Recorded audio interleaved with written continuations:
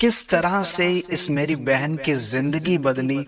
تہجد کی سٹوری یہ میری بہن خود بیان کر رہی ہیں. سب سے پہلے ان کی سٹوری سن لیجئے، اس کے بعد نماز تہجد کے فضائل کے حوالے سے چند ایک احادیث میں آپ لوگوں کے سامنے بیان کروں گا. سب سے پہلے تہجد کی سٹوری سن لیجئے. آج میں آپ کو جو اپنی سٹوری بتانے والی ہوں وہ بہت ہی مطلب کہ ایک میریکل ہوا ہے میرے ساتھ نا. میں آج آپ کو وہ چیز شیئر کروں گی. ایسا ہوا کہ بہت عرصے پہلے کی بات ہے، جب میری شادی بھی نہیں ہوئی تھی. تو پہلے میرا نا شروع سے یہ تھا، میرا دل ایک ہوتا تھا کہ میں نا جہاں پر بھی میری شادی ہو نا وہ کوئی باہر ملک میں ہونی چاہیے. مطلب میں پاکستان میں سب کے اپنا اپنا ڈریم ہوتا ہے. میرا ڈریم تھا کہ میں شادی جو ہے باہر کے ملک میں کروں. تو ایسا ہوا کہ میں ایک دن نماز پڑھ کے بیٹھی، تو مطلب تہجد کی میں نے نماز پڑھی، اور اس کے بعد نا میں نے ایک وظیفہ دیکھا تھا، نیٹ پر آیا تھا، پتہ نہیں کیا تھا وہ نا 100 ٹائمز جو ہے آئی تھنک الصبورو کچھ اس ٹائپ کا ایک وظیفہ تھا، ایک ورڈ تھا، تو وہ پڑھنا تھا. تو اس میں لکھا ہوا تھا کہ آپ یہ تہجد کے ٹائم پڑھیں گے تو آپ جو مانگیں گے اللہ پاک جو ہے آپ کو دے دیتے ہیں. ویسے تو تہجد کے ٹائم پہ اللہ تعالیٰ ہر کسی کی دعا قبول کرتے ہیں. تو میں نے سوچا کہ آج میں یہ پڑھ کے نا دعا کروں گی. تو ایسا ہوا کہ میں نے نا وہ پڑھا، اور آپ لوگ یقین نہیں کریں گے، میں نے بس صرف اتنی دعا مانگی کہ اللہ پاک میری شادی ہو نا، تو جہاں پر بھی میری شادی ہو تو میں نا کسی باہر ملک میں جاؤں شادی کر کے نا. اور آپ لوگ یقین نہیں کریں گے کہ اسی کے کچھ عرصے بعد جو ہے میرا ایک جگہ سے رشتہ آیا. تو مطلب میں یہ چیز سوچتی ہوں کہ میری شادی باہر ہی ہوئی.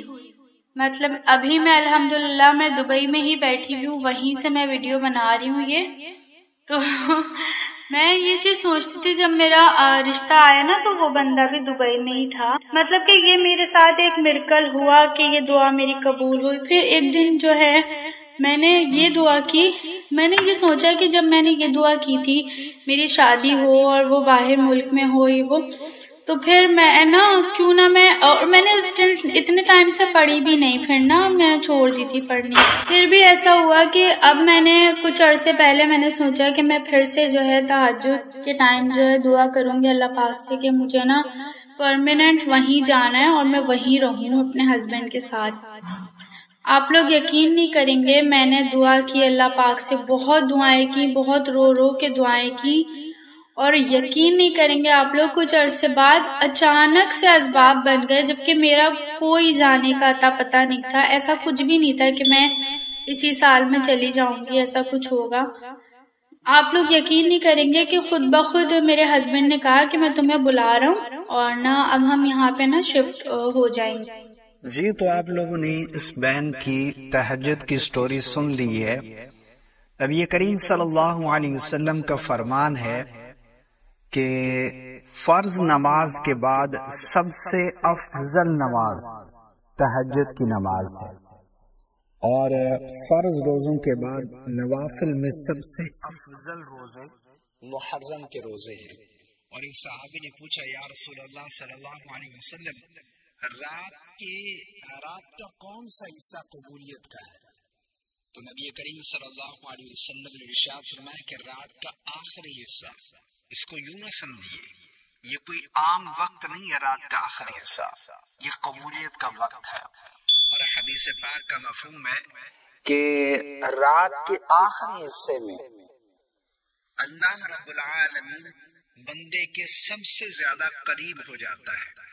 یعنی مطلب کیا ہے کہ اللہ کی رحمتیں اس بندے کے قریب ہو جاتی ہیں، اور پھر وہ بندہ جو اللہ سے مانگتا ہے اللہ اس کی دعائیں قبول کرتا ہے، اور اسے جو مانگتا ہے اسے عطا کیا جاتا ہے. یہ جو وقت ہے نا تہجد کا اور نماز تہجد، یہ کوئی عام نماز نہیں ہے. یہ اس کے بہت بڑے بڑے فوائد ہیں. بہت سارے لوگوں نے آزمایا. اب وہ لوگ، وہ میری بہنیں، وہ میرے بھائی جو کہتے ہیں ہم مصیبتوں میں گھرے ہوئے ہیں، ہمارے ساتھ یہ مسئلہ ہو گیا، یہ مسئلہ ہو گیا. بھائی یہ تمام مسائل تہجد کے وقت اٹھیں اور نماز ادا کر کے پھر اللہ کے سامنے اپنے یہ مسائل رکھیں. اللہ رب العالمین آپ کے وہ مسائل کس طرح سے حل کرتا ہے آپ کو پتہ بھی نہیں چلے گا. لوگوں کے سامنے رونے سے، لوگوں کو بتانے سے کچھ بھی نہیں ہوگا. یہ وہ وقت ہے رات کا آخری حصہ، اس وقت اپنی گفتگو رب کے ساتھ کیجیے، کیونکہ اس وقت اللہ کی رحمتیں بندے کے قریب ہوتی ہیں. تو تہجد کی نماز ہمیں ادا کرنی چاہیے، اور جو کچھ بھی آپ مانگنا چاہتے ہیں، جو آپ کی دعائیں قبول نہیں ہو رہی، آپ تہجد کی نماز پابندی کے ساتھ ادا کرنا شروع کر دیں، اور جو بھی آپ کا مسئلہ ہے وہ اللہ کے ساتھ شیئر کریں.